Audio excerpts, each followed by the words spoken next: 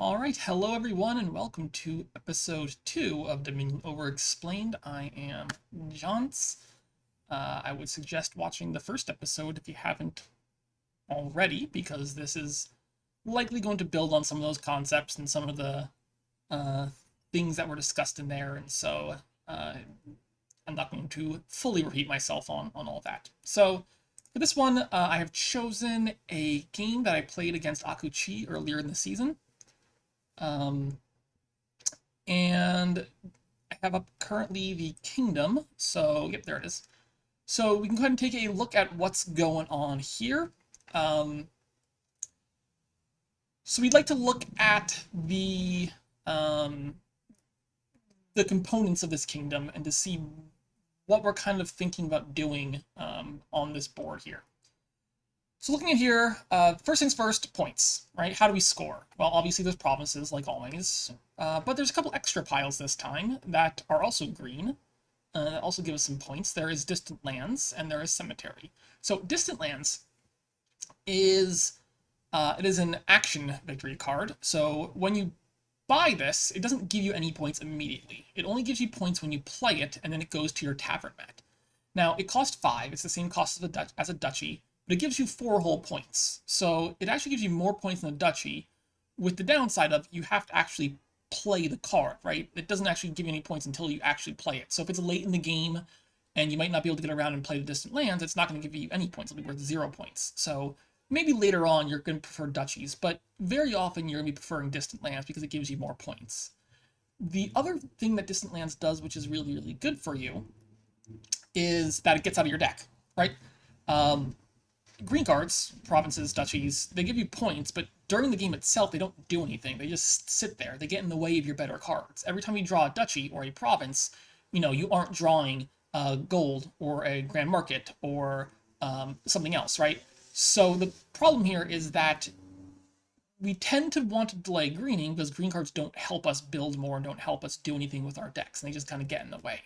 Whereas distant lands gets out of our decks. And that's a really, really helpful ability. So distant lands, I think on stronger boards, distant lands tends to feature very prominently as a way to score. It's very efficient points, and it lets you get green without junking up your deck. So distant lands is usually a pretty good card to eyeball on a lot of stronger boards. The other card here is Cemetery. Now, Cemetery is worth 2 points. It's worth for 4. It does give you some points, but for the most part, the points on Cemetery are not the reason Cemetery is all that exciting. The reason Cemetery is exciting is the bottom part of this text, which is when you gain this, you can trash 4 cards from your hand. It also comes with the Haunted Mirror Heirloom, which I'll talk about in just a second. So this is a really, really helpful ability. So remember last time we talked about the first thing you usually want to do on a board is gain control. And the best way to gain control, the king of control, is trashing cards. So if there's a good way to get cemeteries, you can trash a whole bunch of cards, and it's usually very, very helpful. Now, you don't usually open with it because you don't have enough economy in the early game to open it. But if you add some economy to your deck, you get drawing, then you can go ahead and buy these things and trash 3 or 4 cards or something like that. And you can clean up your deck pretty quickly once you have a little bit of economy rolling. But you don't usually get them very early in the game unless you have a card that can gain cemeteries directly, like a workshop or something like that, which gains cemeteries directly, in which case often you open a workshop and you gain a cemetery and you just trash your hand. And it's actually really, really good effect is to trash 4 cards like that. Now you're trashing 4 cards, you're getting a junk card, so it's kind of like trashing 3 cards. But, even trashing 3 cards is a very powerful effect. Now, it does come with this Haunted Mirror Heirloom, which, if we look down here, the non-kingdom cards, here's your Haunted Mirror right now. It's basically a copper, but it has the ability to get you a ghost card. So you trash this, and you discard an action card, and you gain a ghost. So in this board, there are ways to trash. We'll talk about trashing in a second, but obviously, Cemetery itself trashes. There's a downside, which is, well, when you trash a card, you have to discard an action card, which means you're not playing that action card. So there is an extra cost associated with gaining the ghost. It's not like you just get a free ghost, right? There's always going to be an opportunity cost associated with that. Now, sometimes that cost is higher, sometimes it's lower. And I'll talk more about the specifics of how Ghost played out in this particular kingdom, and we'll kind of get back to that in a bit. But the Ghost card it's a very powerful card. Like the effect is very powerful. It's kind of like a throne room in that it takes an action card and plays it twice, but it does so at the very beginning of your turn, so it doesn't cost an action itself to do this. It also happens at the beginning of your turn. However, it is a duration card, so you can only do it every other turn. You can't do it every turn, which does limit its power to some extent. But it's a pretty powerful effect. Powerful effect. It's that Ghost is usually pretty expensive to get, and there's only a couple ways to get Ghosts. But it's not. It's a good card to have in your deck. It's just not always worth the effort to get there. Okay, so there's our cards, right? Now let's talk about in terms of payload.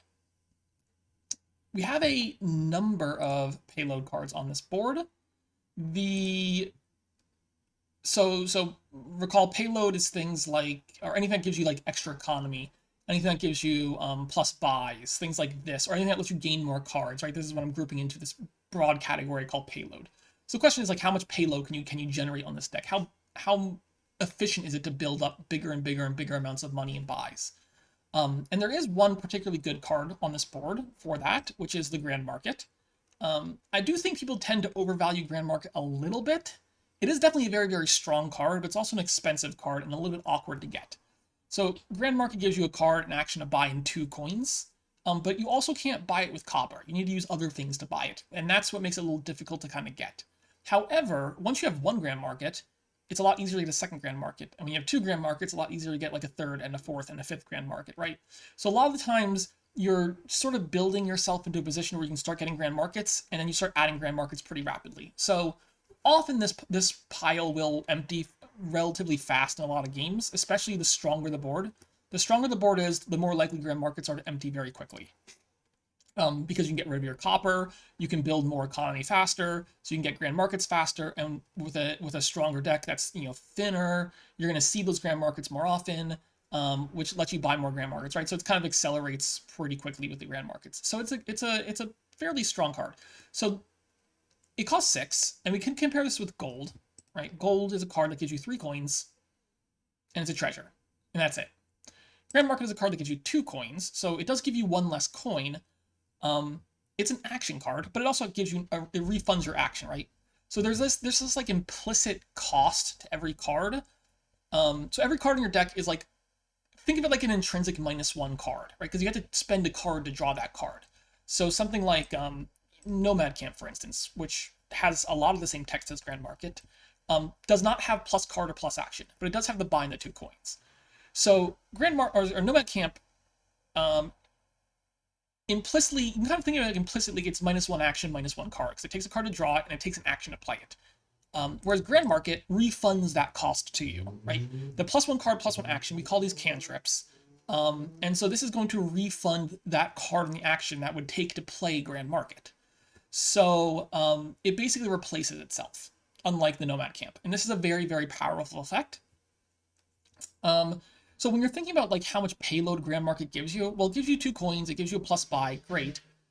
But it also gives you basically the value of whatever other card you draw, right? So you can kind of think of it like 2 coins plus the value of your next card, right? That's the actual value of the Grand Market. So it might say only plus 2 coins and gold says plus 3 coins, but Grand Market often gives you more payload than gold, right? It gives you only 2 coins, but if your average deck is fairly good, right, as long as your average deck is like at more than a copper, then the value of that extra card draw off Grand Market is going to make it better than gold, right?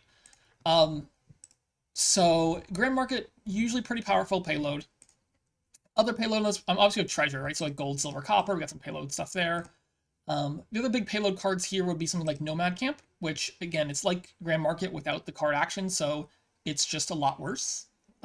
It takes up more action space because you have to have you have a limited number of actions you can play, and so it does eat that action.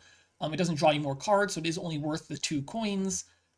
So the Nomad Camp is, it's payload, it's fine, but it's just like a worse Grand Market in that sense. There's also Bard. Bard gives you 2 coins as well. Like Nomad Camp, it's terminal. There's no plus action.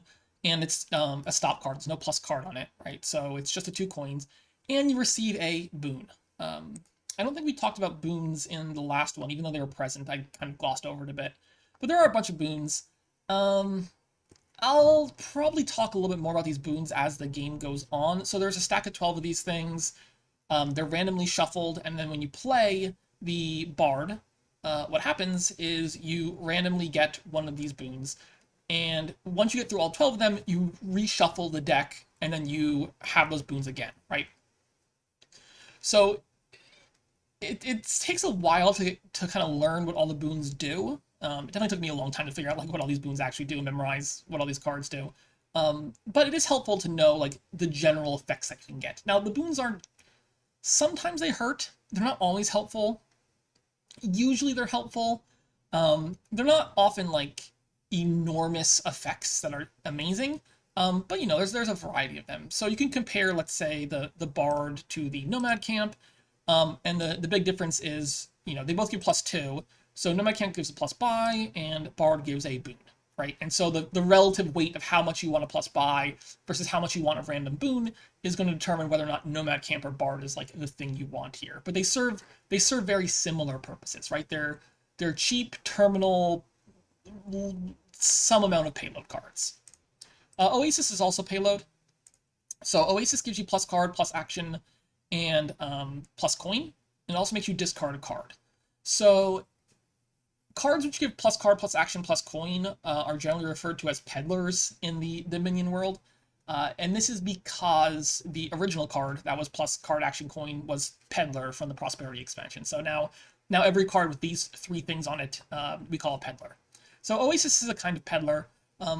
It has the drawback of discarding a card, although sometimes discarding a card is actually a benefit, or sometimes it's actually neutral, right? So if you play an Oasis and you draw a card and you discard an estate, for instance, well, then great, like it made you a coin. If you draw a card and you had to discard, let's say, a copper, well, then it gave you a coin, but you discarded a coin, so it kind of didn't do that. It kind of just like cycled your deck a little bit. So depending on what you're discarding, it could be, you know, neutral or sometimes not all that exciting. But there is some benefits to discarding cards. Sometimes we want to get cards out of our hand. And I will come back to Oasis in... Actually, we'll just do it right now. So that's the end of the main payload cards here. So let's talk about the draw cards. And the first draw card I want to talk about is Cursed Village. So Cursed Village is a pretty powerful effect. It gives you 2 actions, so it is a village, right? It lets you play more than 1 terminal. By default, you can play 1 terminal, but you play this, you get 2 actions back, and now all of a sudden you can play 2 terminals. And it also draws cards, and the way it draws cards is you draw until you have 6 cards. So this is generally referred to as draw to X. There are a number of cards that do this. Another example would be Watchtower, which also draws until you have 6 cards in hand, right? So they both have this draw to X characteristic. Something else like Jack of all trades lets you draw up to 5 cards. Things like this. But Cursed Village is a draw to X card where X equals 6, right? You draw up to 6. So we consider how Cursed Village looks in engines. So let's consider the Oasis again, right? +1 card, +1 action, +1 coin, discard a card. So let's say you draw an Oasis, or sorry, let's say you draw a Cursed Village and you have an estate in hand. Well, the problem is that estate it's just there, right? You're drawing up. But if you're able to discard a bunch of cards from your hand and decrease your hand size, well, then all of a sudden, Cursed Village draws more cards, right? If you have let's say you have 5 cards, that's what you start with, 5 cards, and you play Cursed Village. All right, now there's 4 cards left, you drop to 6, which means you draw 2 cards. Now let's say you play an Oasis first. You play an Oasis, you have 5 cards, you play an Oasis, you discard the estate, right? Now you have 4 cards. You play the Cursed Village, now there's 3 cards, you draw up to 6, you're drawn 3 cards, right? So by reducing your hand size, Cursed Village ends up drawing more cards for you and being a better sort of card to have in your deck. So things like Oasis to discard your junk cards work very, very well with draw to X cards, like Cursed Village. Also, Cursed Village somewhat negates the drawbacks of things like Nomad Camp and Bard.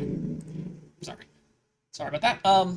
Nomad Camp and Bard, right? Because Nomad Camp, doesn't give you plus card, right? It doesn't give you plus action. But Cursed Village does, right? So let's say you play a Cursed Village, then you can play a Nomad Camp, and then you can play another Cursed Village, right? So the first Cursed Village might draw you 2 cards, but now it gives you an extra action, so you can play the Nomad Camp and still keep playing your turn. Also, the Nomad Camp goes into play, so it reduces your hand size.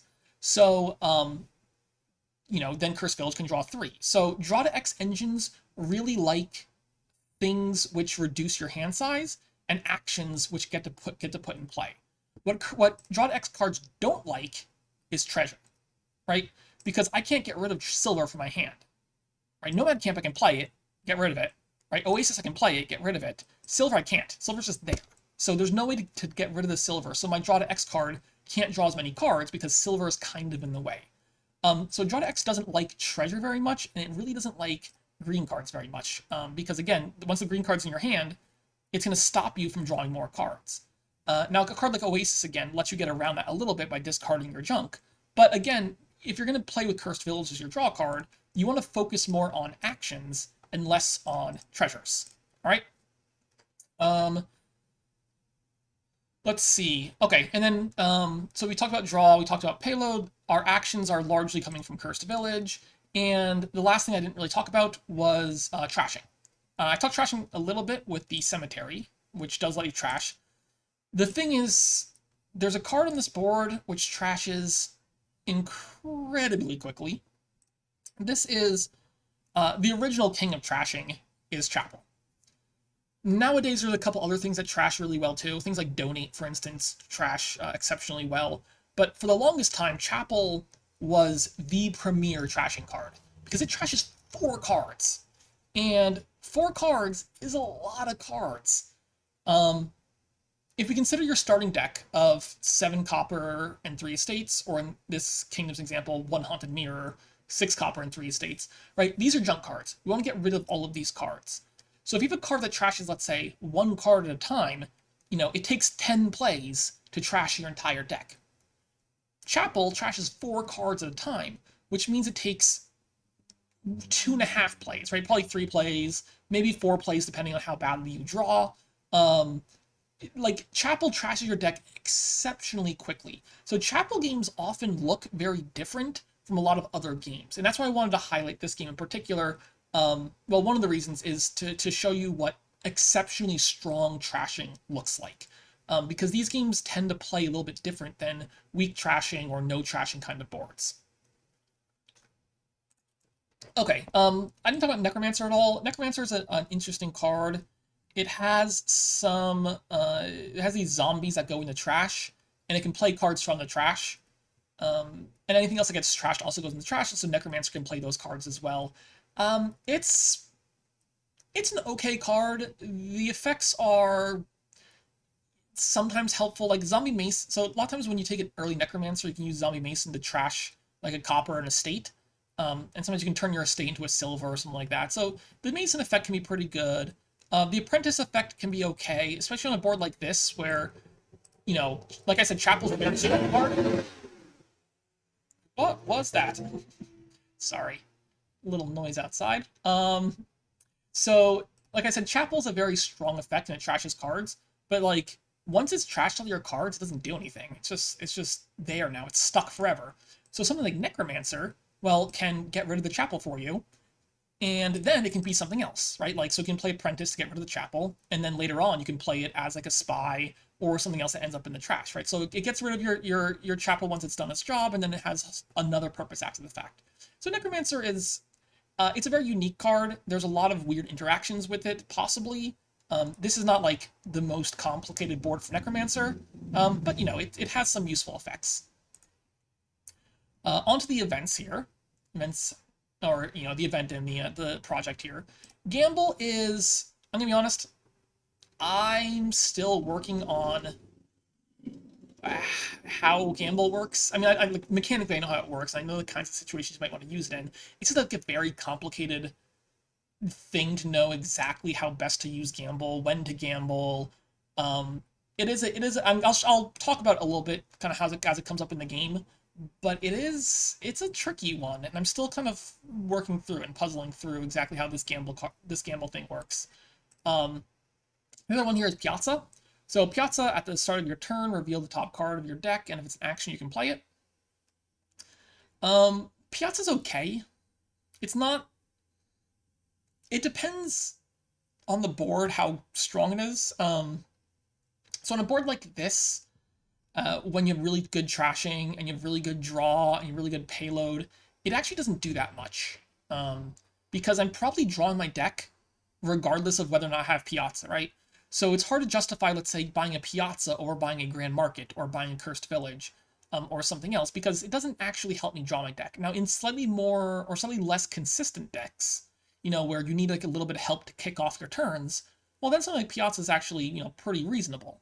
And then in really junky decks where you don't have a whole lot of actions, then Piazza's pretty bad again, right? Like a very treasure-heavy deck doesn't really like Piazza because, it's not going to ever hit.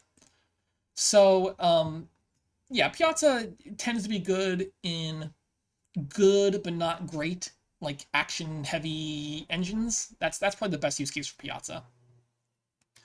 Okay, and we'll talk about the hexes in a second. We'll talk about the hexes, I guess, when we get there. But the one thing about Cursed Village I didn't mention is that it does come with a hex when you buy it, and the hexes are usually not great effects.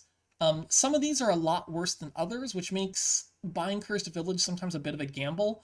But on a board like this, where it's your only action and it's your only draw, or I guess Watchtower also, but Watchtower only draws when you have spare actions because it's terminal. Like Cursed Village is going to be central to a lot of this deck, right? Because we're going to clean up pretty quickly, we're going to get some good payload, and we're going to want to draw a bunch of cards and play a bunch of cards, and Cursed Village is like the centerpiece of that deck. So we're going to want to get Cursed Villages in our deck, but we have to be a little bit aware of the possible downsides that can come with that particular hex. Okay, so I believe I have thoroughly discussed what's at least on this particular kingdom. So let's go ahead and jump into the actual game. If I can find it. Found it. All right, so this is the actual game. I'll just kind of be talking through here, pausing a bit, and then discussing what's going to happen. So, as I said in the last video, the general thing you're looking to do, and it's a very general rule that works most of the time, is step 1, control, step 2, payload, step 3, points, right? Like that's the general sequence that usually works on most boards. Now, sometimes you just have a board where you can never get control. Maybe there's no trashing, maybe there's really strong attacks that are too strong to ever clean up. There are reasons where you can maybe not get control, and I think a future video will explore a board like that. But on this board, like I said, we have the king, or maybe the former king. I think Donate's the king now. But we have Chapel, right? So control is very, very doable. And because you want to get control first, and because trashing is the best way to get control, and Chapel is one of the best trashers in the game, you almost always open Chapel, right? Opening Chapel is the thing you do. I don't want to give like a percentage, but like the vast majority of the time you're opening Chapel. For all the reasons I stated. So I do have a choice here that I can make. I have 4, and this is one of those things where I don't really feel comfortable gambling. So I could just, so I have a 4, my next hand has 3 coppers in it, right? So I have 4 here and 3 there. And so I could open a number of different things. I mean, I can always open with silver. I can always open with like Nomad Camp or Bard or something like this. Nomad Camp's an interesting case because it goes on top of your deck when you buy it. And this is actually usually a downside, although it is occasionally fine. So let's say you open Nomad Camp here. It goes on top. There's a chance you can draw Nomad Camp and then 3 coppers, and then your last card is a state, in which case you hit 5. So sometimes on turn 1, you can open Nomad Camp and hope to hit 5 on turn 2. The problem here is I don't really care about hitting 5. 5 isn't like the number I really care about, because I mean, I do want Cursed Villages eventually, and I want Distant Lands eventually, but not right now, because I want to just trash down my deck right now. So, like, hitting 5 isn't a huge deal, so the Nomad Camp open to hit 5 isn't a huge, like, thing I care that much about. The other thing to note is I want Chapel, right? I'm definitely opening Chapel, and Chapel's a terminal action, takes my action. So, if I take the Chapel and I take, like, a Nomad Camp, if I collide those two together, or I take, like, a Bard and a Chapel and I collide those two together, then I I can't play the Nomad Camper the Bard, right, which is a bit sad. Um, so another option is you can open Oasis, you could open Necromancer, because Necromancer can be a spy, which is plus card plus action, so it kind of just like doesn't get in the way if you collide. You can open Silver. I'm gonna need to hit, like I want to hit Grand Market, which means I need to have 6 coins in my deck that aren't copper. So I'm probably gonna need some silver in this deck eventually, so silver is an option. But there's one more option. And it's an option that I still haven't quite figured out if it's correct or not here. I think it is, but it's a little weird, which is to gamble. So when you gamble, you get a plus buy, so it refunds your buy. It costs 2 coins, and then it lets you play the next card in your deck. Now, I want to buy a Chapel, but what this does this turn is if I gamble, I get rid of 1 card, then there's only 4 cards left in my deck, right? 1, 2, 3, 4. And if there's only 4 cards left in my deck, then I draw those 4 cards, and I immediately shuffle my deck, and I draw 1 more card, right? And there's a chance that card I draw is my Chapel, right? And so by gambling turn 1, there's a chance I can play Chapel turn 2, and even if I don't play Chapel turn 2, I'm guaranteed to play Chapel turn 3. So as opposed to something like Silver Chapel, like I might not play Chapel turn 3, there's a chance I don't even play it turn 4, right? Like the Chapel could miss the shuffle. It could be like my 11th or 12th card in the shuffle, and so like it's possible if I open, let's say, Silver Chapel, that I don't play Chapel till turn 5. And that's really, really bad, because again, you want to trash, and you want to trash fast.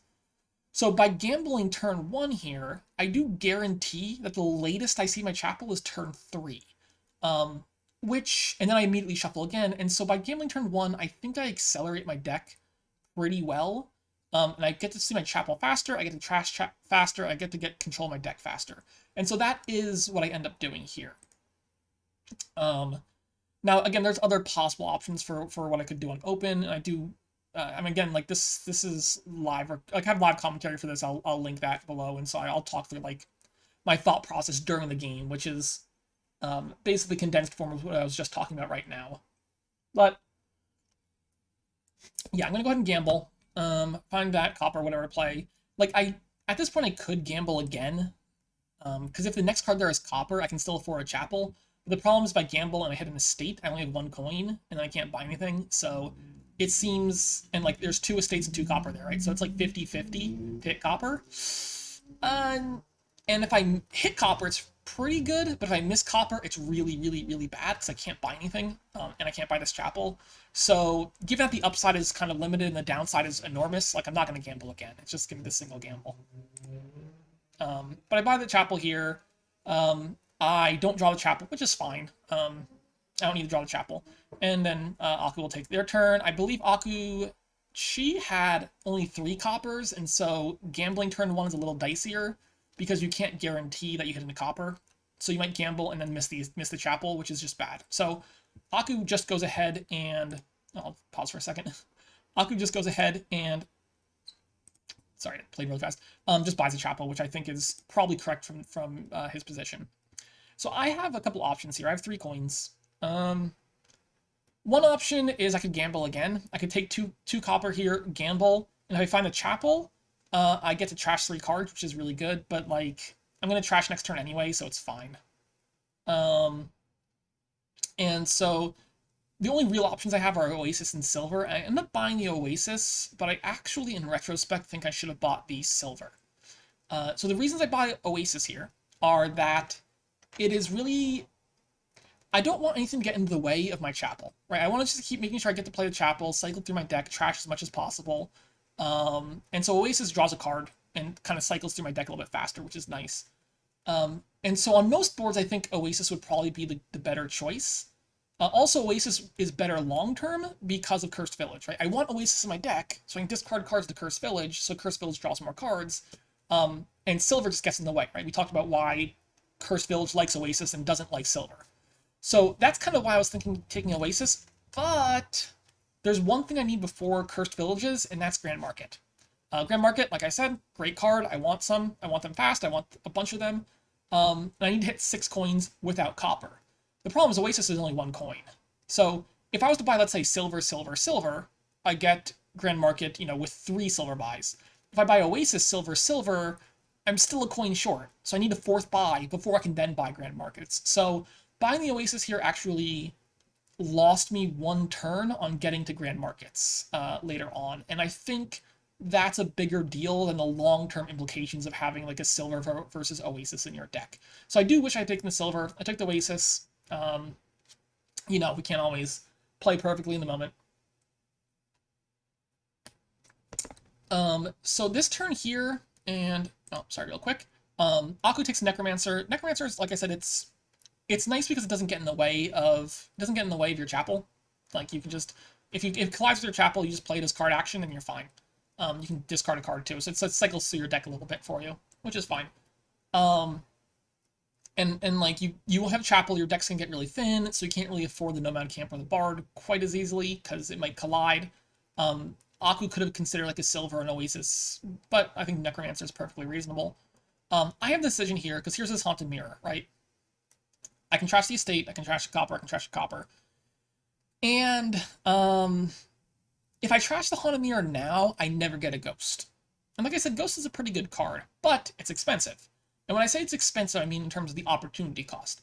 Because for me to take a Ghost requires me to, one, not trash this turn, so I'm one trash behind where I would be. Two, I have to trash it on a turn where I'm discarding an action, which means I'm not playing that action. So these are actually pretty bad usually. So getting the Ghost is going to cost me some momentum.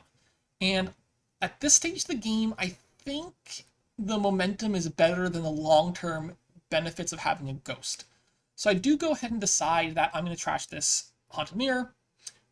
It's too slow at this point in the game for me to worry about getting Ghost. I'm just going to try to get some good stuff, leverage it for a good effect here.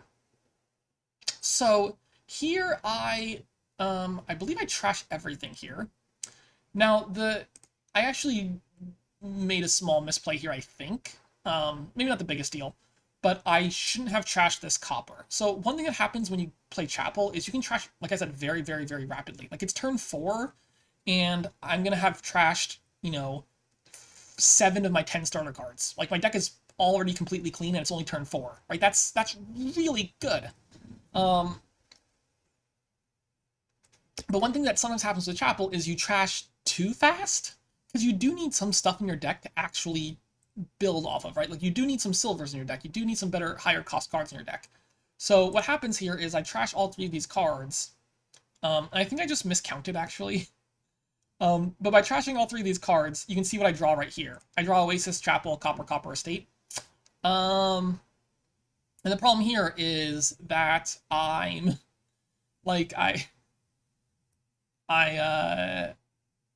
gonna play this Oasis, but there's no cards to draw, right? Like, so it basically just cost me a card of draw. So if I had left 1 copper in my deck, what I could have done was play the Oasis, discard a copper, and then trash this estate instead. So my deck would have had an extra copper and 1 less estate. Which isn't like a huge deal, because I'm going to trash these copper eventually anyway, but my deck would have been slightly better, because copper is a better card than estate, right? Copper at least makes you a coin, and estate doesn't. So I basically end up with this estate instead of a copper. Small misplay, not a huge deal, but something to keep in mind is when you're at the very end stage of trashing your deck with Chapel, is to consider maybe not trashing everything, because you might not need to trash everything. Luckily, I still have 3 coins, right? I still have Oasis, Copper, Copper. So, and I've done this before. When you trash, like, all of your copper and you realize you only have, like, 2 coins in your deck, and you're like, oh, no, I can't buy silver. And so you have to take a turn, like, buying that copper back that you already trashed. So don't do that. Make sure you have at least, like, 3 coins so you can buy silver. It's a mistake a lot of people have made at least once.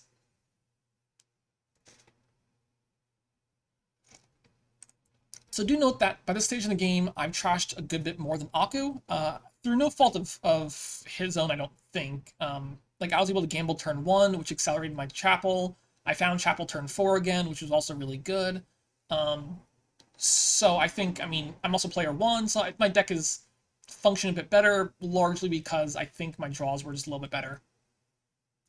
Okay, and I buy the silver, great. So the next couple turns is just a matter of figuring out how I'm supposed to get a Grand Market. Because I don't need draw right now. I will need draw eventually, but right now my deck is completely clean. I'm drawing my entire deck because there's no junk cards in it, right? So at this stage of the game, I'm just like, okay, well, I'm just gonna keep I'm just gonna keep adding some silver, keep cleaning up, and just kind of aim for that grand market because that's what I really want there. So I get to trash an estate here. I have two choices on this particular decision. I could either trash a copper and buy a silver, which is fine, or I can trash just the estate and have silver copper and buy like one of the 4 cost cards. Um, I do end up trashing the copper here, I believe, largely because um, next turn I'm gonna want to like. Maybe I don't actually. I can't remember if I do or not. I could see both decisions being correct. Um, I guess I go back and forth on this a while, deciding whether to trash copper. Okay, I do. Yeah, yeah. So the main reason I wouldn't trash copper there is if I wanted to buy like a bard or a nomad camp. But if I did that, then I can't play the chapel next turn, which is like fine. So given my current hand here, Oasis, copper, silver, silver, right? Now imagine for a second that this Oasis was a silver. Well, then I can go ahead and just buy a Grand Market, and my deck would be a lot better. Instead, also I could have trashed the copper here. So my deck would have been actually like a turn ahead here if I had just taken silver into Oasis, but I had not thought like completely through how the next couple turns were going to go and how exactly I'm going to get to Grand Market and build my deck from there. That was just like a misplay, and my deck could have been a little bit stronger at this point.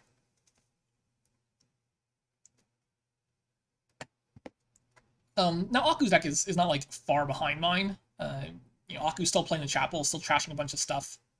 One thing I actually didn't mention about Chapel, and I guess maybe I'll just rewind the clock a little bit just to talk about this a bit more, is sometimes people, when they draw their Chapel, they don't trash everything. Sometimes you'll draw like Chapel, copper, copper, estate, and you'll just Chapel the estate and then buy a silver. This is almost always a misplay. Generally, when you draw Chapel with starter cards, you trash as many starter cards as you can, right? If you have to trash 4 copper, it's sad. Like if you draw Chapel with 4 copper, it's a little sad to trash 4 copper because, you'd rather trash some estates, but you still do it. If you just trash all your junk, it's fine. Don't try to like save things unless you're like already really clean. Or if there's just some like there might be some exceptionally important card to buy, but usually there's not, right? Usually you just chapel all your starter cards, and you get back around to your chapel faster. Later on you can buy a silver, and then like this silver I bought, I've seen every single turn, right? So if my deck was junkier, I would only see the silver every other turn or every third turn, right? But because my deck is so clean, I'm seeing the silver every single turn, which means it's giving you money every single turn, right? So that's the important thing here. Just trash as quickly and as fast as possible, right? Don't mess around. You draw chapel 4 coppers, you trash 4 coppers. Like, you wish you got the states there, but it's fine. Just trash the coppers. All right, so here I have, as I was saying, I have 6 if I want it, but I can't afford the Grand Market because, I have too much junk in my hand.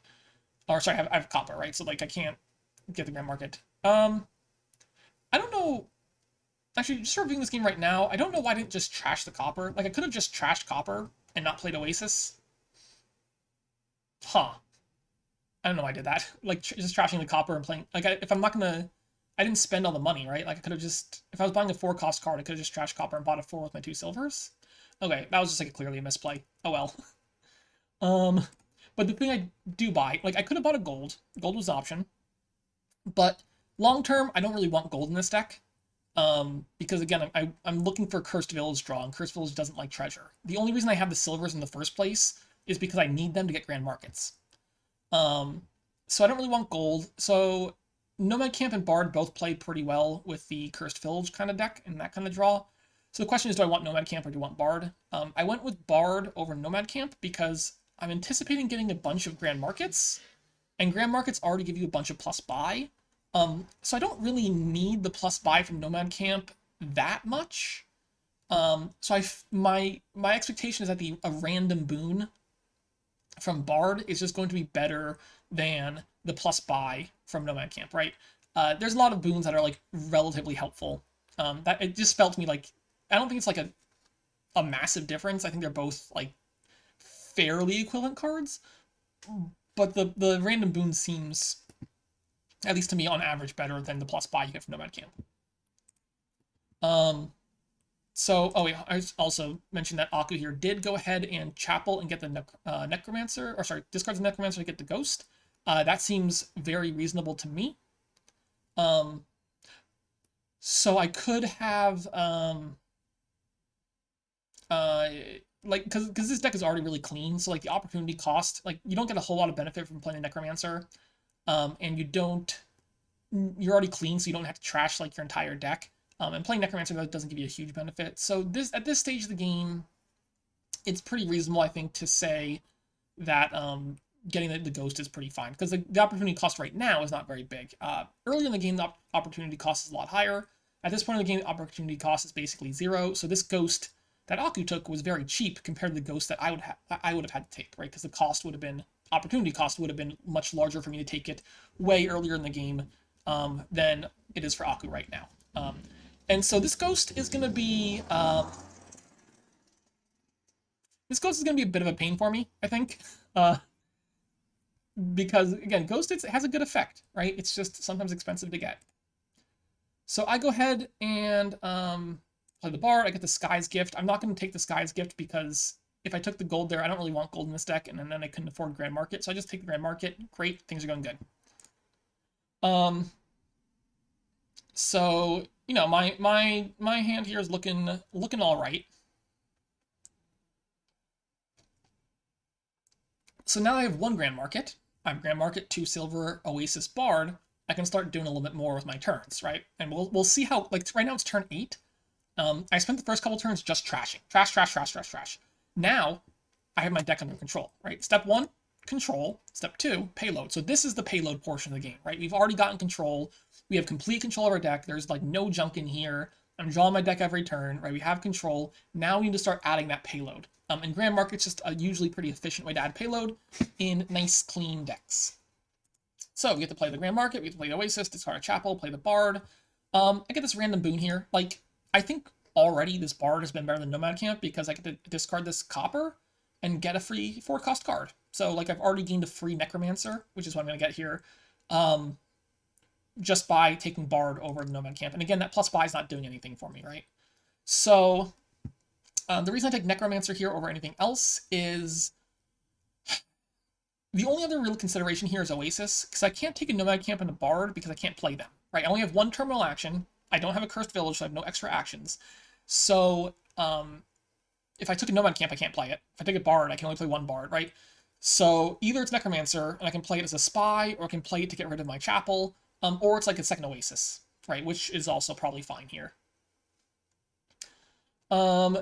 I have some, like, there's some options I could have taken with this turn, which I end up not taking. I just take Grand Market Oasis. Like, you have 9 and 2 buys.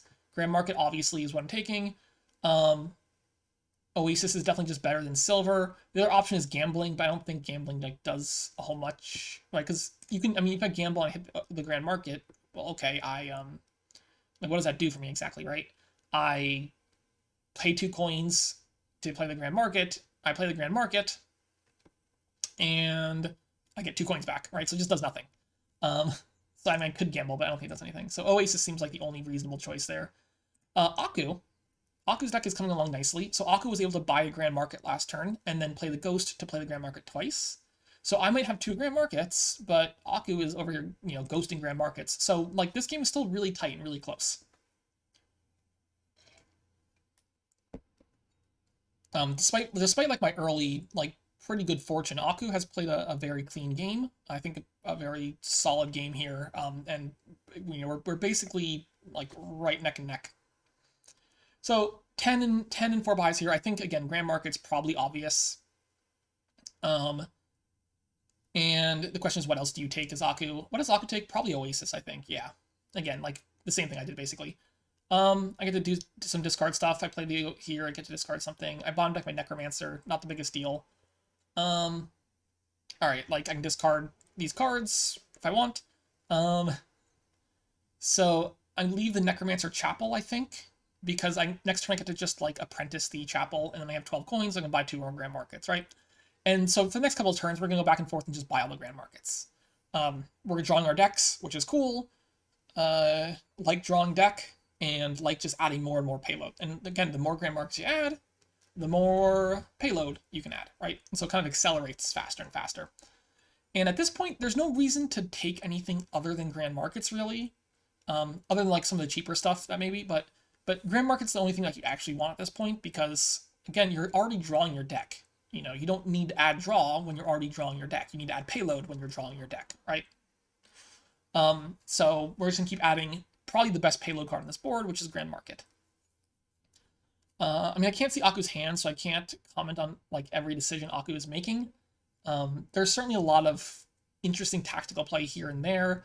You know, do you play Apprentice on your Chapel to draw some cards? Maybe you play like a Mason, you know, to try to trash whatever your top card is. So like if Aku's tracking their deck, they should know what these two cards are right here. And so maybe if you know they're both junk cards and you want to trash them, you can play Zombie Mason as a trashing card, right? There's a lot of possible things you could be thinking about in a turn like this. And because I can't see the hand, I have no idea what it is. But it does go ahead and apprentices the Chapel to draw some cards, which is perfectly fine. Takes another Grand Market, right? And also gets to Ghost to Grand Market. So this Ghost is coming in big. Not great. I get to apprentice my Chapel too, so we have like a pretty similar-ish looking deck here. Real quick point about the play order here, because I know I'm playing this at very high speed, so it's hard to track sometimes. Can I go back like half a turn? No, just a touch. All right, hold on. Just to show you the play order here. I do play an Oasis first. I see what I find. I'm playing all my draw cards first. At this point, I have no more draw, so it makes sense to just play your cards that draw more cards before you play your other cards. Right, so I'm just going to play the Oasis, play the Grand Market. Now my hand is stuck because I have no more draw cards, so now I'm going to go ahead and apprentice the Chapel here to draw 3 cards. I played the Grand Market, and now I have 2 cards here. So I have an option. I can either play Grand Market first, or I can play Oasis first, right? It's not like a huge deal in this particular case, but consider like the order. I have 1 card on my discard pile, so if I play Grand Market, my entire deck is in hand. So then if I play Oasis, I don't have any cards to draw, and then I have to discard a card. So I end up discarding that copper, and my copper is my discard pile. If instead I play Oasis first, I draw the copper, I discard the copper, then I play Grand Market, and I draw the copper, right? So by playing Oasis first here, I get my entire deck in hand. By playing Grand Market first, I would have not the copper in hand. I would have 1 less card in hand. Which doesn't matter for like this turn, if I'm buying Grand Markets, I'm not playing the copper anyway. But just like a general rule, like consider like these sorts of small play order decisions is important. All right, I play the Bard, and which one do I get this time? Okay, I get the Mountain's Gift. Gonna be honest, nah, don't really like it. I'm at the stage of the game where I don't really want silver in my deck. It's not a thing this deck is hoping for. Because again, I'm angling towards this Cursed Village Oasis, you know, draw to X kind of engine, and silver doesn't play well there. So there are some boons which are not so great, and they're not optional, so you have to take them, which is unfortunate. So some of the boons end up hurting you occasionally, which is one reason you might want to prefer Nomad Camp or Bard, is because sometimes these boons hurt. But, I mean, getting a silver is not that bad. It's just not my favorite thing to happen. But I play that. I have 16 coins. Great. This looks a lot like 2 Grand Markets, which cost 12, which leaves me 4 coins. Which is not great because, I mean, what am I doing with 4 coins? I guess another Oasis or something. So one thing you can do with Gamble that I hadn't talked about is you can kind of set up your turns a little bit. So I have in my discard pile right now a silver, a Grand Market, and a Grand Market, right? Now, all 3 of these give you 2 coins. So if I gamble these and play them, I get my refund, right? I spend 2 coins to get 2 coins. It doesn't really change anything. But let's say the top card of my deck, so when I play Gamble, I shuffle my deck, and there's these 3 cards in there. If the top card of my deck is a silver, I play that silver, I have the same amount of money to spend this turn, but now the next 2 cards in my deck are Grand Markets, and I can leave those there. Which means guaranteed next turn, I get to start my turn by playing 2 Grand Markets. And if my top card is a Grand Market, I play the Grand Market, and then if my next card is a Grand Market also, well, I can just still play the Silver, right? So there's no downside to trying to top deck some Grand Markets. It's probably not a huge deal, but it's a thing you can do occasionally, right? I found a Grand Market, draws a Grand Market, play Silver. Okay, so unfortunate that Silver was my last card, not Grand Market. But like after this whole process, I still have 4 coins, right? I didn't lose anything by trying. So you know, Grand Market or sorry, Gamble occasionally lets you try to set cards up for your next turn. I tried, didn't work out. It's fine. So with 4 here, I mean, I could take a Necromancer, I could take an Oasis. Again, I can't take Nomad Camp or Bard because I only have 1 action, so I can't take both of these. And I don't want Silver because again, I want to do Draw to X, and Cursed Village does not love Silver. I forget what I take here. Both Necromancer and Oasis are fine. I think I take Oasis, right? Maybe not. Or Necromancer? Okay, sure. Like, yeah, they're both fine. So Necromancer has the Spy effect, which would be very helpful, especially now that my deck has a couple more stop cards in it. So I don't want to stop my turn early by like drawing all my silver, for instance, because now I have like 3 silver and a copper and a bard, so there's 5 stop cards. So if I draw all 5 of those, I don't get to draw the rest of my deck, right? So if all those cards are early in my shuffle, I have a much worse turn. So something like using Necromancer to spy cards and get rid of stop cards could help me see more of my deck and have a better turn. Now at this stage of the game, my deck is starting to get to the point where it's actually not drawing the entire thing. I've added a bunch of payload, which is great, but now I've started to lose control again because I'm adding a lot of other stuff. Like, I have a bunch of stop cards, I'm losing control. So at this point, I want to start adding in a little bit more control. So I expect Aqua to take the last Grand Market here. Those are going to be gone. So I've been losing control, and now I need to add some more control in. But now is the time we can start doing the Cursed Village, Draw to X kind of engine. So, Aku's got a good turn here. Aku has the nice benefit of being able to play 2 Nomad Camps because Ghost does let you get extra actions. And Aku goes ahead and grabs some Cursed Villages. So now, let's talk about the hexes. Because we're in this stage of the game. Miserable is -2 points. It's not... It's actually sneakily bad how bad -2 points is. Now, it doesn't hurt you now, because again, the minus points don't really make a difference until the end game, so it doesn't really hurt you now. But a lot of times in close games, 2 points can, you know, it can have a factor. So it's not one of the better hexes to get. Curse is a little annoying because it's extra card to trash, and we worked all this time to get rid of all our junk cards, and now you have an extra junk card to trash. So that's not very good. Let's just go ahead and bring up. Can we see this? Yeah, we go. Bring up this and just talk about the other hexes. So the worst hexes are ones that kind of ruin your deck a bit. So curses, it's bad, but it's actually, for a board like this, it's not actually that bad. It's an extra card to trash. Okay, fine, we'll trash it. So let's just go through the list here. Bad Omens top decks 2 coppers. Well, you got rid of all your coppers are gone. You trashed them all. So, you know, that's fine here. Sometimes this hurts a lot. On this board with no coppers left, we've trashed them all. It's basically nothing.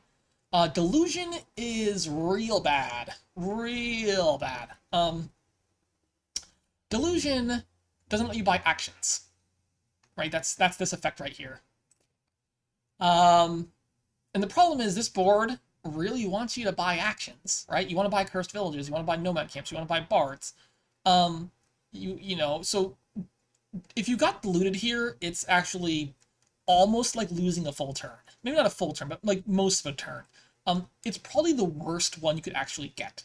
So let's just cross our fingers and hope we don't get it, right? Because we need Cursed Villages. We have to just roll the dice on not getting Delusion. Next up is Envy. So Envious makes your... Oops, not you. Envious makes your silvers and gold only make 1 instead of their regular amount, which is 2 or 3. Like, I think we have like 2 or 3 silvers each, so like this might hurt your economy by 2 or 3, but it's not that big a deal. Sometimes it's a big deal, but on this board it's like a couple coins. It's not a huge deal. Famine is basically nothing for this kind of deck, because again, we don't really have like a lot of junk and we're gonna have all of our treasures in play. Our whole deck's gonna be in play. It basically does nothing. Fear, when you buy Cursed Village, you typically don't have cards in your hand to discard, so Fear doesn't really do anything. Same with Poverty, discard down to 3. Again, you played your whole hand, so like it doesn't do anything to discard down. So Fear and Poverty are basically nothing. Greed's a little annoying. It gains you a copper, but it also gains you a copper on top of your deck, which means that you're guaranteed to draw that copper next turn. So it's an extra junk card, but it's actually worse than the curse one because the curse one at least, doesn't go on top of your deck. You're not guaranteed to draw it right away. So it's a little annoying to get greed.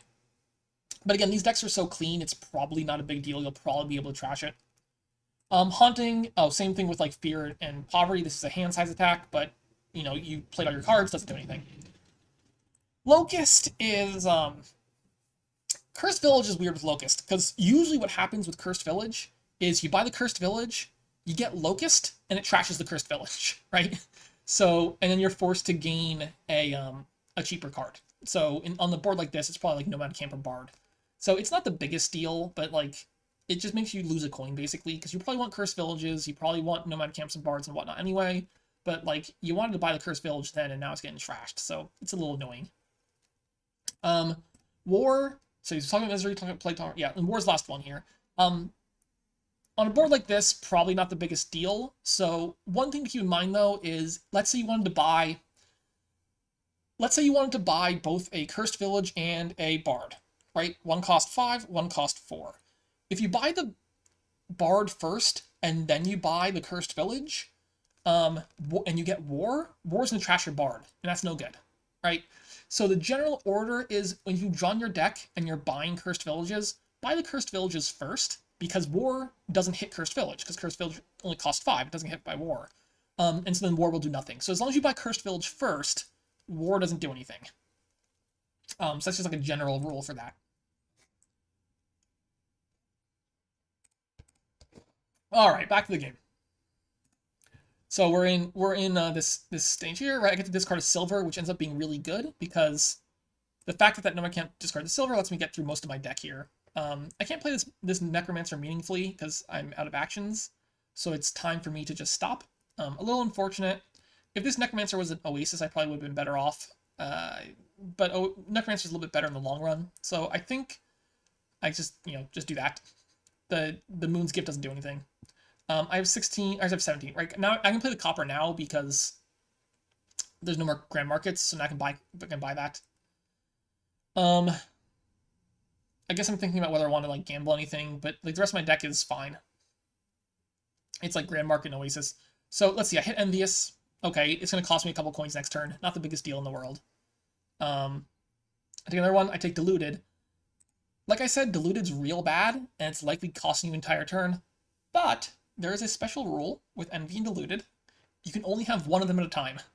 So note that I get Envious, but I don't get Diluted, because you can only have one effect. So if I get Envious first, and then I get Diluted, I can't actually take the Diluted effect. So only the Envious hits me and Diluted doesn't.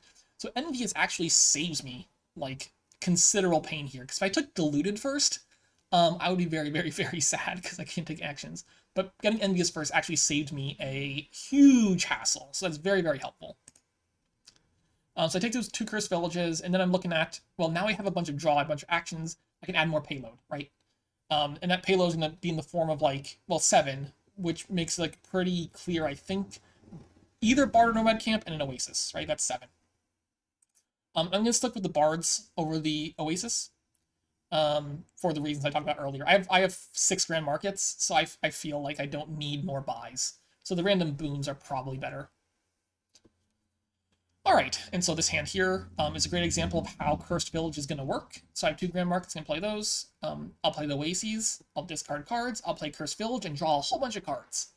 Because Cursed Village is just a pretty solid card on a board like this, where you can discard some cards, you have action payload, you do some draw to X stuff, and Cursed Village also gives you the villages necessary to play that kind of deck. And again, our decks right now are just very similar, right? Aku has the Ghost, I don't. I have 6 grand markets, and Aku has 4. I got Bards, he has Nomad Camps, but otherwise our decks are like almost identical, right?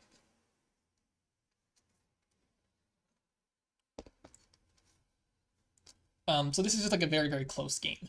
And I like close games. And especially because this game is so close, and we're gonna start pushing into the end game pretty soon here. It's going to give us a very interesting end game. And that's one of the other reasons I picked this game right here was to talk about end games.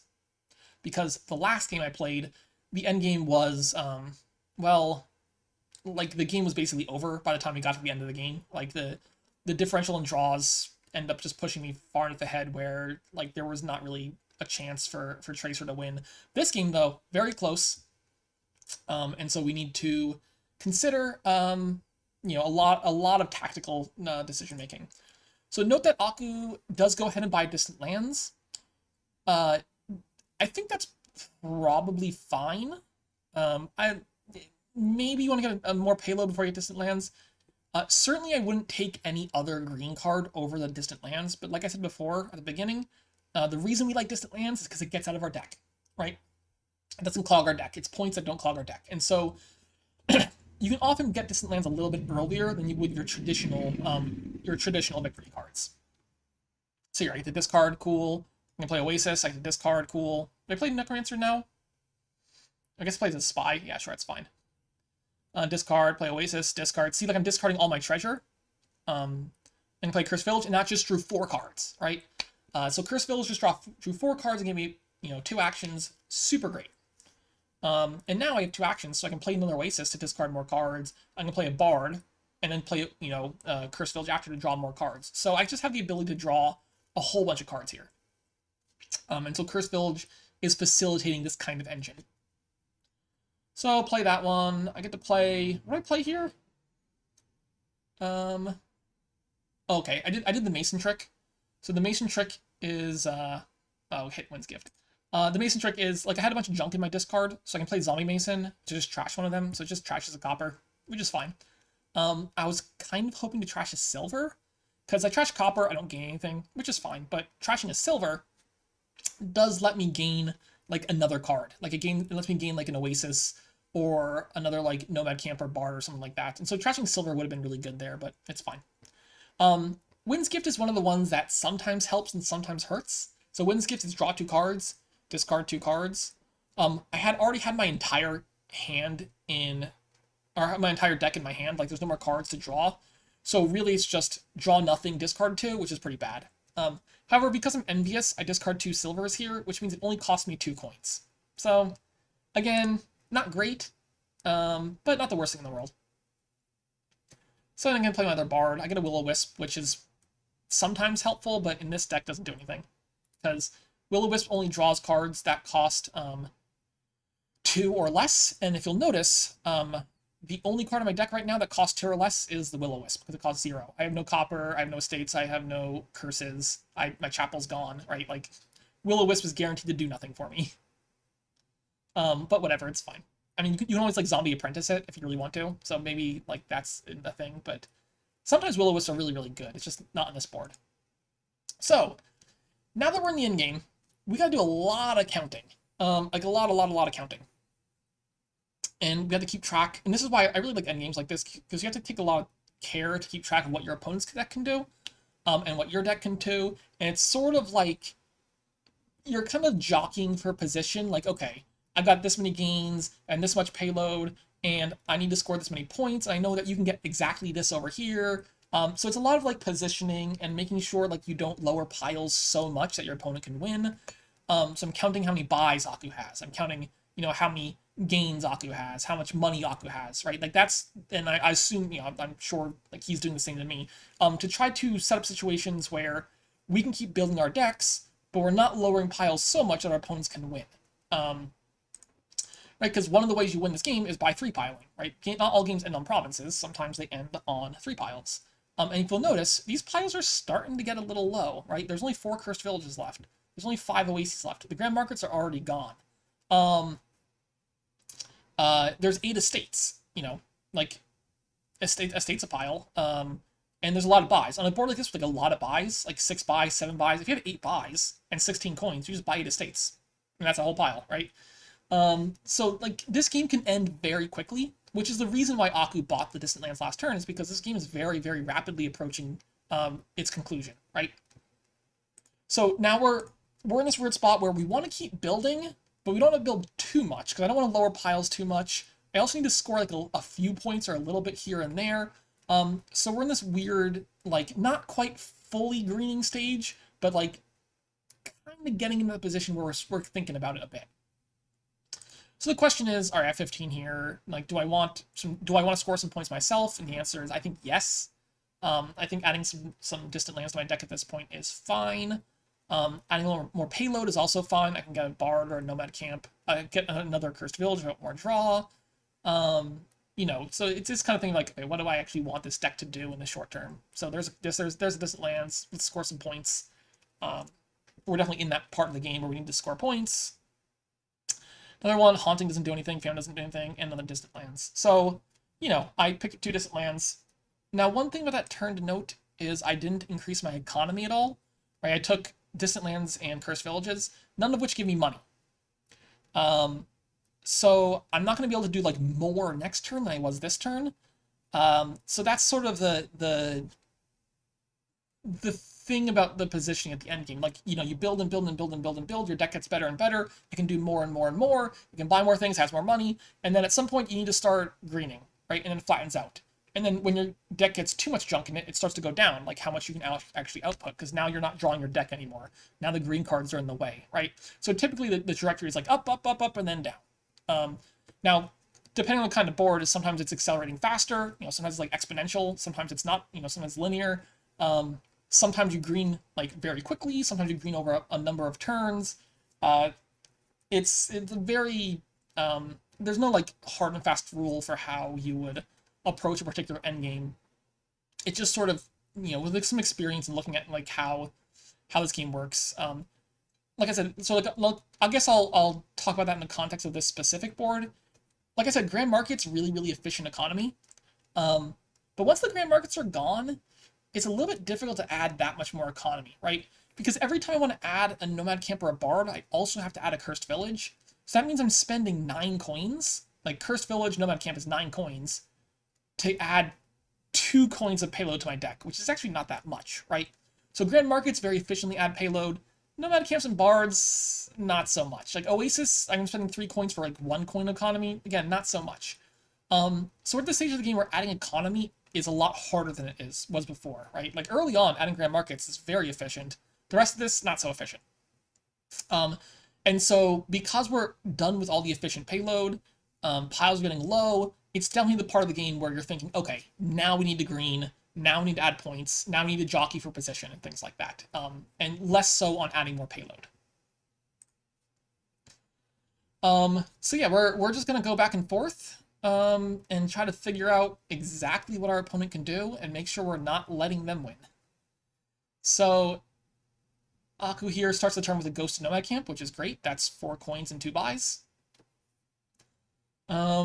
Getting through most of your deck. I believe Aku draws deck here.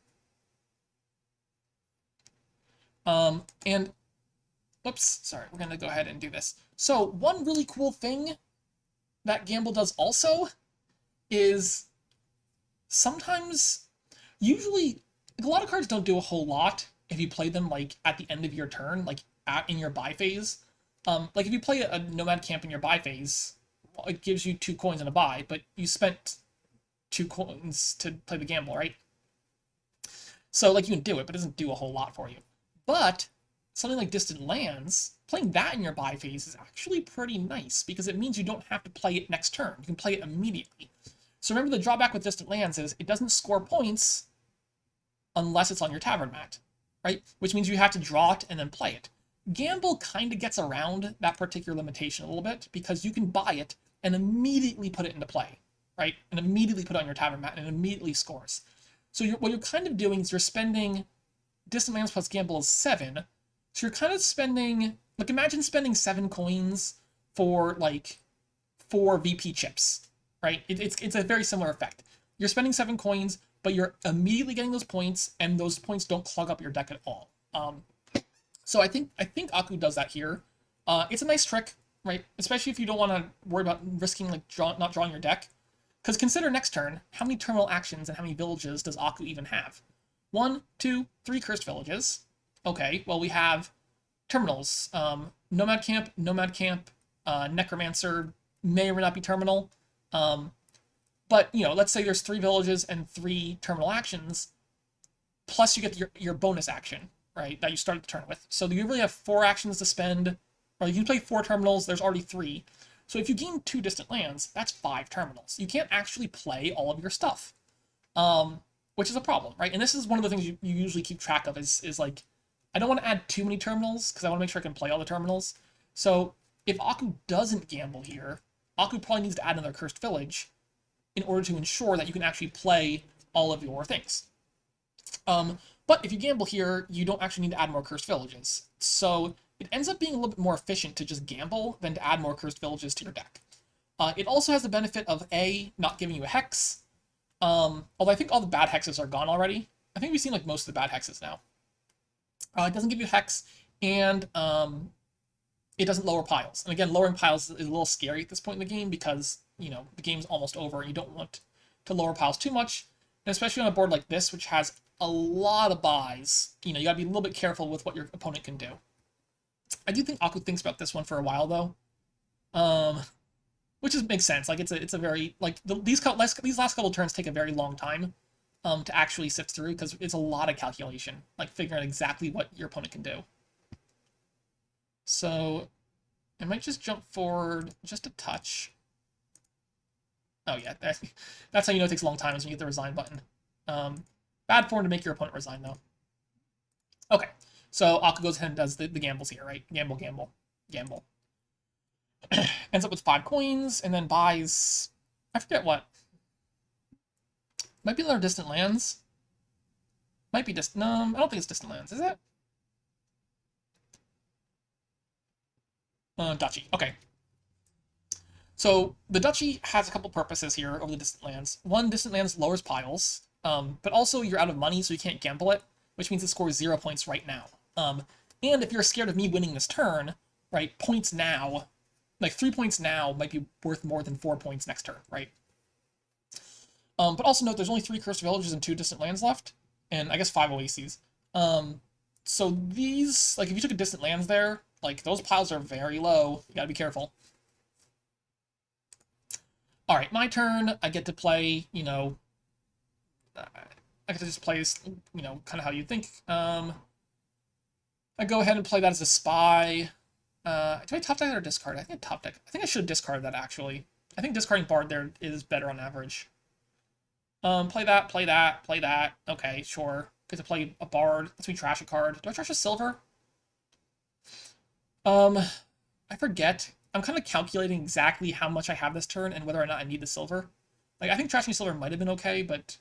So the only thing trashing silver does for me mostly is let me draw 1 more card. But I think I decide that I'm pretty likely to just draw my deck regardless, so I don't really have to care too much about that. And here I sit and think for a while, because I'm thinking, okay, exactly how much can I do? Can I win? And it turns out I'm really close to winning. I'm just a little bit shy of taking like 3 Cursed Villages, 2 Distant Lands, gambling the Distant Lands to score the points, and taking like enough points to win. Or maybe it's like estates and distant. I think it's actually estates and Distant Lands, right? So I take the line I was looking at was 2 Distant Lands, gamble them both, 8 estates, and that scores 8 plus 6. Sorry, 8 plus 8 is 16. Well, I plus have these 2 Distant Lands, something like that. I forgot the exact calculation. But I was looking at draining both Distant Lands and estates, and I was like 1 gain short, because that's 10 buys, and I end up with like 9 buys, because this Grand Market here gives me like 1 buy. And then I was thinking of, if you play Necromancer as a Zombie Mason, I could turn a silver into an estate, which gives me enough, but then I'm like short on coins. So like it's very close, like very, very, very close. It's just not quite there.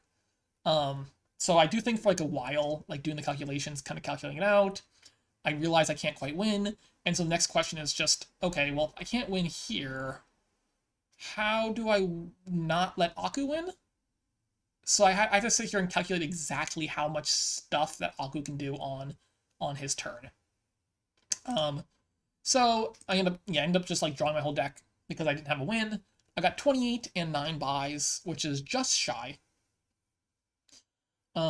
So we get to play the distant lands. I gamble it, and now what we're looking at here is, well, there is a distant lands, and there are 3 cursed villages left. So I go ahead and buy a couple provinces. Um, and I think I buy the duchy too. Yeah. So the reasoning here is okay. There's 4 piles left, 3 cursed villages, 1 distant lands. Aku could take all of those and win the game. So I need to score enough points to prevent Aku from winning. So I need to score like a couple provinces, a couple duchies, so I can lower piles. Lowering is fine as long as I score enough points.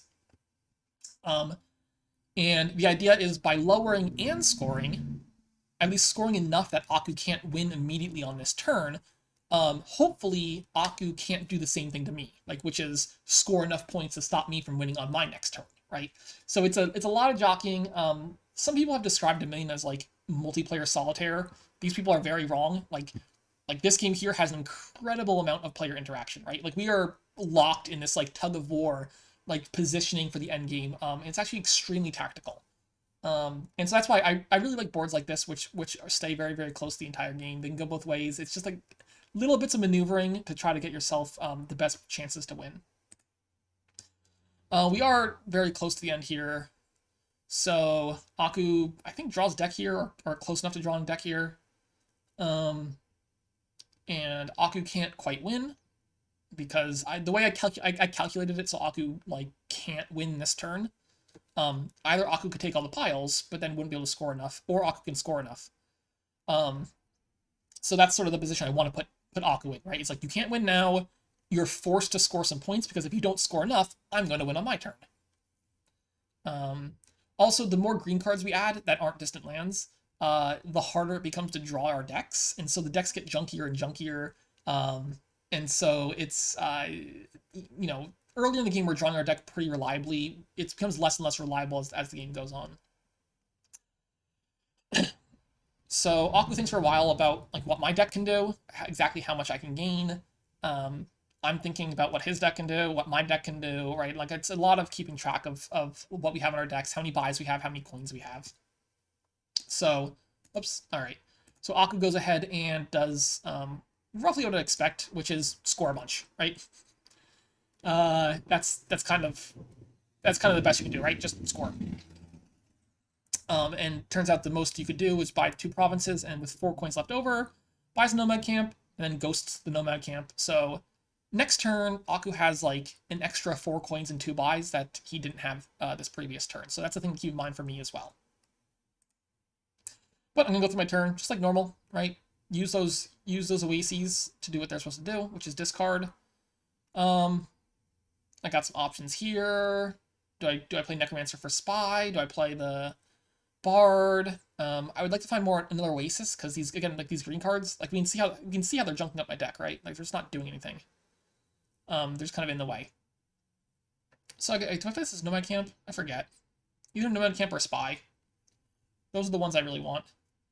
So Spy lets me possibly get rid of more green cards and sift my deck a little bit. If I'm afraid of like not drawing through, Spy would make sense. If I feel comfortable drawing through, maybe Nomad Camp makes more sense. I think I go with Spy here, if I remember correctly.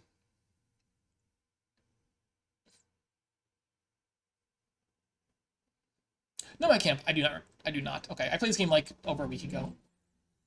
Unfortunately here I draw Bard Necromancer and no Cursed Village and no more draw cards. So the cards I have drawn are 3 Grand Markets, 1 Oasis, and 3 Cursed Villages.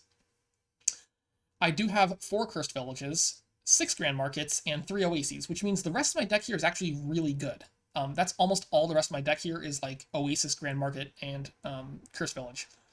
So I could at this point risk spying, because if I spy and find like an Oasis or a Cursed Village, then my turn can continue, and that's great. The other option is don't risk it, and go ahead and play Necromancer as Zombie Apprentice and trash the Bard, and just draw 3 cards. And I decide to play it safe, to not take any risks there, and then I have to sit here and think for like a while, because I don't know if I have a win or not. So looking at this deck, I want to... I'm only 2 points behind, right? So one option is I can buy a distant land and then gamble it. So that's possible. That would score enough points, but that also costs an extra 2 coins. Um, Other possibilities include things like, well, I can buy this in lands. I'd also need to buy one other pile out. And so I got a little fixated for a second on the Cursed Village pile because it's the lowest one. It's at 3. Um, so what I do here for a while is I look at the rest of the hexes, um, and I consider if any of those hexes can cause me to lose. Like we haven't seen Locust yet, right? So if I play Locust and it hits a province, then my province goes to Duchy and I lose 3 points, which is not good at all. But then I realize that actually I can just buy the Oasis pile, which is also fine. So the Oasis pile costs the same. I'll go back a second. The Oasis pile costs the same as the Cursed Village, as well as 15, 3 times 5 or 5 times 3. And so I spent all this time calculating like what the hexes would happen, and then realized, oh wait, no, I can just take Oasis. It's fine, and not worry about it. I also buy Duchy instead of gambling distant lands. I mean, it's fine. I guess I could have also just gambled the distant lands and won that way. Either way, it was winning. So very close game, very tight end game, very well played by Akuchi. I think Aku did really well to. So I was first player and I had better draws in like my first few turns. So this is a game I should win very often. And it was still like very close still. So well done to Aku for keeping this game like very tight despite my advantages going into it. So yeah, that's the game. So this is a Chapel game, right? Just a quick recap. Chapel, very good card. It's very good for just thinning down very rapidly, getting control of your deck. Almost always, I'm going to say the vast majority of the time, you're opening Chapel, and when you draw your Chapel, you're trashing all the starter cards you draw it with, right? If you draw it with 4 copper, you trash 4 copper. If you draw it with 3 estates in a copy, you trash all that, right? If you draw it with a silver and 3 copper, you trash the 3 copper, right? Just at least like the first couple times you see it, just trash all your starter cards. That'll be right most of the time. So we thin down, get control of our deck, then we add payload. We add the most efficient payload here, which is Grand Market. Then we jockey for position in the endgame as we consider, okay, let's keep adding a little bit of payload, but also we need to start scoring some points. What can my opponent do? What can I do? Right? Kind of doing those calculations, going back and forth, into a pretty difficult endgame, right? Like this endgame was very close and very complicated and had a lot of calculation to it, which is my favorite kind of endgame. Anyway, that's it for this one. I will see you next time, probably.